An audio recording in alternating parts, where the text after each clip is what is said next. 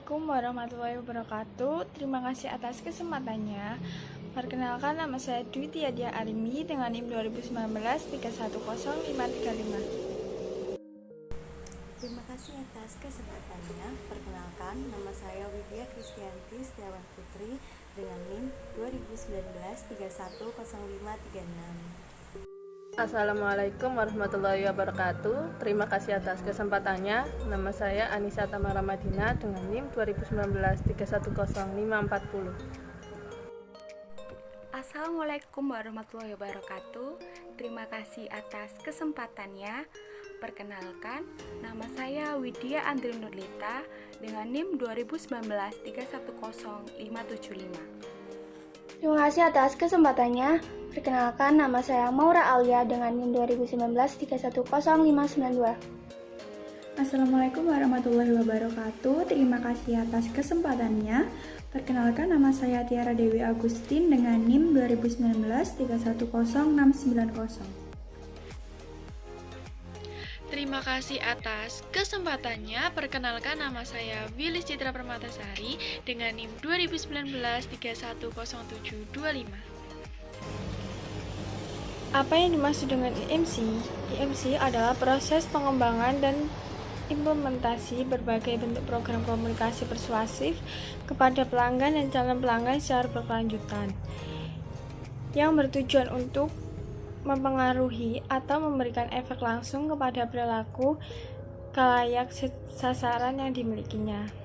Adapun 5 ciri utama dari IMC. Yang pertama adalah mempengaruhi perilaku. Tujuan IMC adalah untuk mempengaruhi khalayak sasarannya.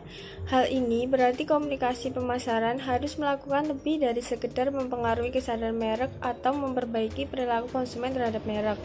Yang kedua, berawal dari pelanggan dan calon pelanggan. Prosesnya diawal dari pelanggan atau calon pelanggan, kemudian berbalik kepada komunikator merek untuk menentukan metode yang paling tepat dan efektif dalam mengembangkan program komunikasi persuasif. Yang ketiga adalah menggunakan satu atau segala cara untuk melakukan kontak. IMC menggunakan seluruh bentuk komunikasi dan seluruh kontak yang menghubungkan merek atau perusahaan dengan pelanggan mereka sebagai jalur penyampaian pesan yang potensial. Yang keempat, berusaha menciptakan sinergi. Dalam definisi IMC terkandung kebutuhan akan sinergi atau kesinambungan. Semua elemen komunikasi yang berupa iklan, tempat pembelian, promosi, penjualan, event, dan lain-lain harus berbicara dengan satu suara. Koordinasi merupakan hal yang amat penting untuk menghasilkan citra merek yang kuat dan utuh, serta dapat membuat konsumen melakukan aksi. Yang kelima adalah menjalin hubungan. Karakteristik IMC yang kelima adalah kepercayaan bahwa komunikasi pemasaran yang sukses membutuhkan terjalinnya hubungan antara merek dengan pelanggannya. Dapat dikatakan bahwa pembinaan hubungan adalah kunci dari pemasaran modern dan bahwa IMC adalah kunci dari terjalinnya hubungan tersebut. Baik, di sini saya akan menjelaskan tentang bauran promosi atau promotion mix. Apa sih bauran promosi itu? Jadi, bauran promosi yaitu sarana di mana perusahaan menginformasikan, membujuk, dan mengingatkan konsumen baik secara langsung ataupun tidak langsung tentang produk dan merek yang mereka jual, yang dapat digunakan perusahaan untuk mengomunikasikan nilai pelanggan secara persuasif dan membangun hubungan dengan pelanggan. Bauran promosi terdiri dari 5 macam. Yang pertama adalah iklan, yaitu kegiatan yang dilakukan oleh perusahaan untuk membuat produk yang dimilikinya dikenal oleh masyarakat atau calon pembelinya. Jadi tujuan utama iklan yaitu untuk mengenalkan produk. Nah, iklan dapat dilakukan di koran, majalah, banner, stiker, ataupun papan reklame. Kemudian yang kedua yaitu promosi penjualan atau sales promotion, yaitu kegiatan perusahaan menjual barang dan jasa yang mereka lakukan dengan cara memberikan reward atau insentif agar konsumen tertarik untuk membeli produknya, yaitu misalnya dengan cara memberikan kupon diskon atau produk sampel ataupun dengan cara pameran. Yang ketiga yaitu hubungan masyarakat atau public relation, adalah membangun hubungan baik dengan berbagai kalangan untuk mendapatkan publisitas sesuai yang diinginkan, membangun citra perusahaan yang baik, dan menangani atau menghadapi rumor dan kejadian yang tidak menyenangkan. Yang keempat, penjualan personal atau personal selling, yaitu interaksi tatap muka dengan satu atau lebih pembeli prospektif untuk tujuannya melakukan presentasi atau mengenalkan produk, menjawab pertanyaan, sekaligus membujuk secara langsung untuk membeli. Contohnya di sini adalah sales. Kemudian yang kelima yaitu pemasaran langsung atau direct marketing, adalah hubungan langsung dengan konsumen individual yang ditargetkan secara cermat untuk memperoleh respon segera dan membangun hubungan pelanggan yang langgeng. Misalnya yaitu penggunaan surat langsung, terus pengguna bisa melalui telepon, kemudian bisa melalui email, internet, dan sarana lain untuk berkomunikasi dengan konsumen tertentu. Di sini saya akan menjelaskan tentang faktor yang mengubah wajah komunikasi pemasaran saat ini, yaitu ada dua. Yang pertama, perkembangan teknologi informasi mempercepat pergerakan maju pemasaran tersegmentasi. Dua, ketika pasar massal telah terfragmentasi, pemasar menjauhi pemasaran massal dan mengembangkan pemasaran terfokus membangun hubungan yang lebih erat dengan pelanggan dalam pasar mikro. Terima kasih. Saya akan menjelaskan tentang langkah-langkah dalam mengembangkan komunikasi efektif. Yang pertama, yaitu mengenali audiens sasaran. Seseorang komunikasi pemasaran memulai pekerjaannya dengan sasaran yang tertanam jelas dalam benaknya. Sasaran bisa jadi pembeli potensial atau pemakai lama, mereka yang mengambil keputusan pembelian, atau mereka yang berpengaruh dalam pengambilan keputusan.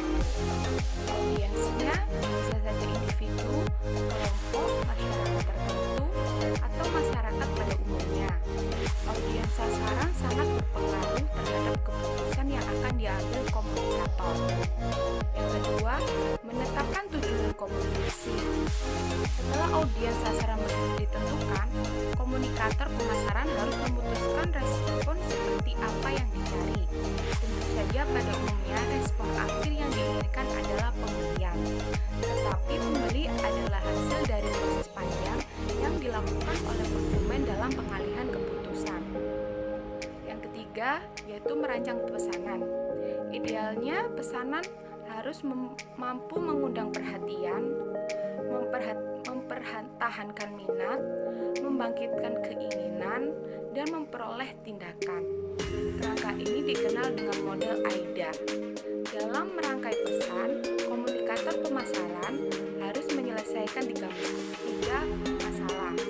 Apa yang akan dikatakan dan bagaimana mengatakannya, struktur dan format pesan yang terdiri dari isi pesan, struktur pesan, dan format pesan. Yang keempat yaitu memilih media. Sekarang komunikator harus memilih saluran komunikasi. Terhadap dua tipe utama saluran komunikasi yaitu pribadi dan non-pribadi. Saluran komunikasi pribadi yaitu dalam dua orang atau lebih saling berkomunikasi langsung. Mereka bisa berkomunikasi melalui tatap muka, lewat telepon, lewat surat, atau bahkan chatting lewat internet. Kalau saluran komunikasi non-pribadi itu media yang membawa pesan tanpa mengadakan kontak atau umpan balik pribadi. Yang termasuk dalam kelompok ini adalah media utama atmosfer dan acara. Media utama meliputi media cetak, koran, majalah, surat, media siaran yaitu radio dan televisi, dan tampilan yaitu billboard, papan iklan, dan poster. Yang kelima, menyeleksi sumber pesan. Dampak pesan pada audiens sasaran juga dipengaruhi oleh cara audiens sasaran memandang pengirimnya. Pesan yang disampaikan oleh sumber yang terpercaya akan lebih persuasif. Dan yang terakhir, mengumpulkan umpan balik.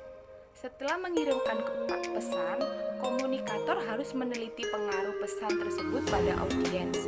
Ini mencakup menanyakan kepada audiens sasaran apakah mereka mengingat pesan, beberapa kali mereka melihatnya, hal apa saja yang mereka ingat, bagaimana pendapat mereka mengenai pesan tersebut, dan sikap mereka sebelum dan sesudah pesan terhadap produk serta perusahaan. Saya akan menjelaskan bagaimana menetapkan anggaran dan bauran promosi. Dalam menetapkan anggaran dan bauran promosi, terdapat beberapa metode. Yang pertama, ada metode terjangkau. Metode ini menetapkan anggaran promosi pada tingkat yang menurut manajemen dapat dijangkau perusahaan. Lalu yang kedua, ada metode presentasi penjualan. Metode ini menetapkan anggaran promosi pada presentasi tertentu dari penjualan saat ini atau penjualan perkiraan atau sebagai persentase unit penjualan. Lalu yang ketiga, metode paritas kompetitif. Metode ini menetapkan anggaran promosi agar sesuai dengan belanja pesaing. Lalu yang keempat, ada metode tujuan dan tugas. Metode ini menetapkan anggaran berdasarkan tujuan yang ingin dicapai dengan promosi. Baik, saya akan menjelaskan tentang metode penetapan anggaran berdasarkan tujuan yang ingin dicapai. Yang pertama, mendefinisikan tujuan promosi spesifik. Dalam melakukan promosi terdapat beberapa tujuan, yaitu menemukan persepsi pelanggan terhadap suatu kebutuhan, memperkenalkan dan memberikan pemahaman tentang suatu produk kepada konsumen, mendorong pemilihan terhadap suatu produk, membujuk pelanggan untuk membeli suatu produk, mengimbangi kelemahan unsur bauran pemasaran lain. Yang kedua, menentukan tugas yang diperlukan untuk mencapai tujuan.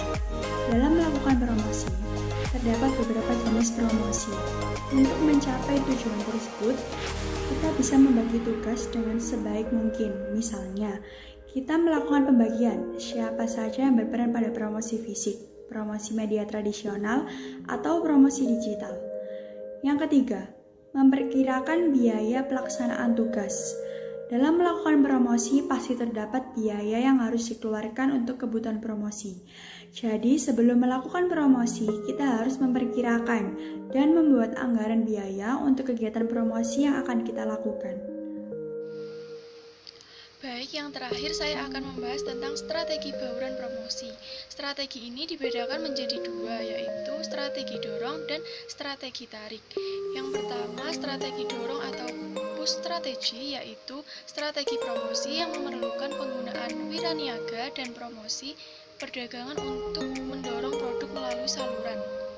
Produsen mempromosikan produk kepada anggota saluran dan membujuk mereka membawa produk itu serta mempromosikannya kepada konsumen akhir. Kemudian yang kedua, strategi tarik atau pull strategi, yaitu strategi promosi yang memerlukan pembelajaran yang banyak untuk iklan dan promosi konsumen guna membujuk konsumen akhir untuk membeli produk. Jika strategi ini tidak efektif, selanjutnya konsumen meminta produk dari anggota saluran yang kemudian meminta produk dari produsen.